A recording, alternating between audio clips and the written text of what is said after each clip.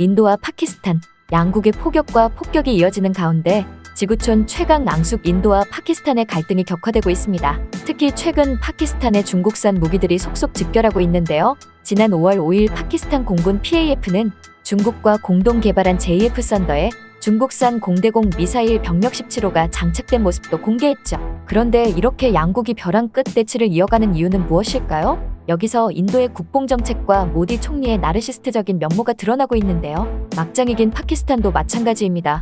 바로 파키스탄의 가장 큰 자치주인 발루치스탄이 독립을 선언했기 때문입니다. 사진 속 노란 부분이 발루치스탄주인데요. 만약 이곳이 독립한다면 파키스탄은 바다를 상실한 내륙국으로 전락할 수밖에 없습니다. 위 영상은 파키스탄 정보부가 중국의 기술적 지원을 받아 발루치족 지도자를 제거하는 모습입니다. 이렇게 중국이 파키스탄과 한몸일 수밖에 없는 데는 시진핑의 1대1로 정책에 반드시 필요한 항구가 발루치스탄에 있기 때문입니다. 이제 파키스탄은 내부의 반란을 잠재우기 위해서라도 이 전쟁을 어느 정도 유지할 필요가 있는데요. 최근엔 이 지역 방구석 여포였던 인도의 라팔이 격추되면서 중국 파키스탄 연합군의 사기까지 올라간 상태입니다. 그래서인지 최근 인도 내부에선 육상 전력뿐 아니라 해군과 공군을 강화하자는 목소리가 높은데요. 여기서 부상하는 전력이 대한민국과 같은 신흥 군사 강국의 무기입니다. 안녕하세요. 국방진단입니다. 사건의 시작은 불과 몇 주 전 인도 카슈미르 파할감 지역에서 이슬람 집단의 테러였습니다. 40명에 가까운 사상자가 발생했고 이를 파키스탄의 린치로 생각한 인도는 바로 보복 공격을 감행했는데요. 파키스탄은 눈에는 눈이라며 인도 공군기지와 전투기를 타격했습니다. 그런데 여기서 잠깐 팩트체크가 필요합니다. 우리가 보고 듣는 뉴스 대부분은 여과되거나 부풀린 것들이고 이 중엔 틀린 정보도 많을 수밖에 없습니다. 그렇다고 해도 라팔이 격추된 것은 부인할 수 없는 사실인데요. 이는 파키스탄 군부뿐만 아니라 CNN에서도 비슷한 뉴스를 보도했기 때문입니다. 파키스탄은 중국에서 들여온 젠스C 전투기와 병력 미사일로 라팔이 격추되었다고 주장합니다. 당시 인도에선 72대의 전투기가 출격했고 이에 대항하기 위해 파키스탄군은 42대의 전투기를 발진시켰는데 이는 2차 세계대전 이후 최대 규모의 공중전이었다고 합니다. 그런데 양국 정부의 선전과 선동은 실제 전투보다 훨씬 더 치열한 모양새입니다. 양국은 자국의 이익을 위해 그리고 대중의 눈을 가리기 위해 거짓말을 밥 먹듯 일삼았던 전력이 있습니다. 여기서 파키스탄 군부의 주장은 인도군의 라팔 세대에 수5230 MKI 한 대, 미그-29 한 대, 그리고 무인기 한 대를 자신들이 격추했다는 것입니다. CNN이 보도한 최대 라팔 2대 격추라는 데이터와는 조금 다르지만 한 대건 두 대건 라팔이 격추된 것만은 부인할 수 없는 사실인 것 같습니다. 그러면 조금 사실적인 측면을 파고들어 보겠습니다.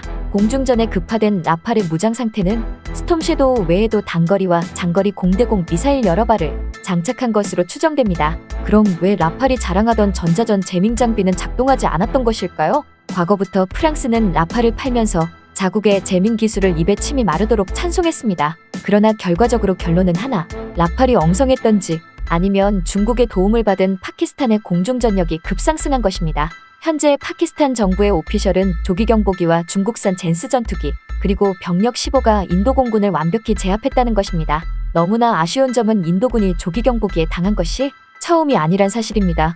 때문에 라팔의 하드웨어적 성능보다는 인도군의 운용 능력을 문제 삼는 언론과 군사 전문가들이 많습니다. 그러나 팔은 안으로 굽는다고 이런 주장은 라팔을 옹호하기 위한 헛소리라는 것이 정설입니다. 평소에도 허접하기로 소문난 인도군이 스트라이크 패키지 운용에 애를 먹으리라는 것은 당연히 예상된 것이었고 더구나 프랑스가 그렇게 홍보하던 스펙트라 전자전 시스템을 팔아먹었다면 최소한 정상적 운용이 가능하도록 그것이 아니면 데이터 제공이라도 해줬어야 했다는 것이 대부분 전문가들의 견해입니다. 사실 인도군은 전자전에 실전 경험이 없었을 것입니다. 더구나 중국산 병력 15는 국제무대에서 데뷔조차 하지 못한 신생 무기였는데요. 파키스탄이 병력 시리즈를 도입한 것을 알았음에도 병력의 시커를 제밍할 수 있는 주파수를 제공하지 않은 것이죠. 그런데 라팔 측의 변명이 기가 막힙니다. 이번 피해로 중국산 병력 미사일의 파편을 수거했으니 대응할 수 있다며 인도 보고 안심하라고 입을 털고 있습니다. 파키스탄만큼은 완전히 압도했다고 믿었던 인도군. 그러나 파키스탄 공군에 처절하게 발리면서 자존심에 큰 상처를 입었을 텐데요. 이러한 심리적인 충격을 만회하기 위해서라도 공군 전력의 재편 움직임이 확산되고 있습니다. 인도군의 차세대 전투기 사업이 발표된 것이 벌써 7년 전 2018년 4월입니다. 사브의 파격적인 제안으로 그리펜으로 기울던 정부의 결정이 다시 원전 검토로 뒤바뀐 것인데요. 사브는 가격 할인 외에도 방갈로드에 건설할 생산 공장, 디자인 센터와 엔지니어링 교육 센터를 지어주겠다고 공약했습니다. 그리고 여기에 유지관리와 수리, 점검 공장까지. 이러다 빤스까지 벗어줄 심산인데요. 심지어 인도 공군이 계획 중인 5세대기와 6세대기 개발에까지 도움을 주겠다고 약속했죠. 그러나 나팔에 당한 인도 정부는 미국의 F-16이나 대한민국의 KF-21에 눈길을 두고 있습니다. 그러나 문제점이 있습니다. 사골이라 평가받는 F-16이지만 여전히 공장 풀가동에도 생산이 수요를 따라잡지 못하고 있습니다.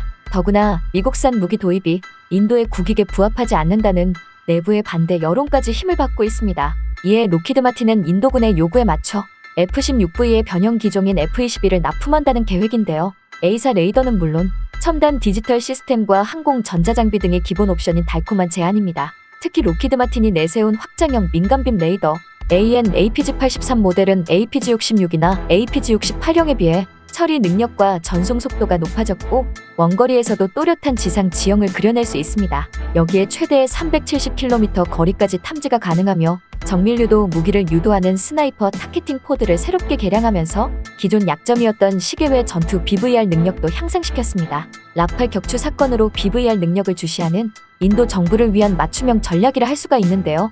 그러나 외신은 물론 다수의 전문가는 대한민국의 KF-21도 충분히 비벼볼 만하다는 의견을 내고 있습니다. KF-21은 대한민국이 자체 개발한 최첨단 A사 레이더와 전자 광학 표적 추적 장비, 적외선 추적 장치, 통합 전자전 시스템이 탑재되었습니다. A사 레이더의 성능이야 두말하면 잔소리고 길게 써봐야 입만 아픈데요. 이미 모든 지상 테스트에서 중국과 러시아제 레이더를 가볍게 썰어버리고 있습니다. 오죽하면 A사 레이더가 장착된 KF-21이 공개되자 중국 공군의 비상이 걸렸을 정도인데요. 전투기의 깡 성능에서도 KF-21은 F-16 시리즈나 라팔 그리펜에 전혀 밀리지 않습니다. 비슷한 체급이라는 가정하에 KF-21은 엔진 능력이 뛰어납니다. 현재 KF-21에 탑재한 엔진은 지휘사의 F414 계열로 수5257에 적용된 러시아제 AL41F1 터보팬보다 더 안정적인 성능을 가지고 있습니다. 게다가 한국에서는 자체적으로 지휘사의 엔진에 버금가거나 그 이상의 출력을 내는 엔진 개발을 목전에 두고 있습니다. 또한 KF-21은 무장 체계에서도 경쟁자를 압도하는 강점을 가졌는데요. 실제로 KF-21은 미사일 하드 포인트를 12개나 보유하고 있습니다. 결론적으로 국산화율이 높은 KF-21이 본격적인 양산의 성공, 글로벌 시장에 등장한다면 새로운 돌풍이 될 텐데요. 전력 재편을 꿈꾸는 인도가 KF-21의 군침을 삼키는 이유인 것입니다. 오늘 소식 여기까지입니다. 이상 국방진단의 심소원 기자였습니다.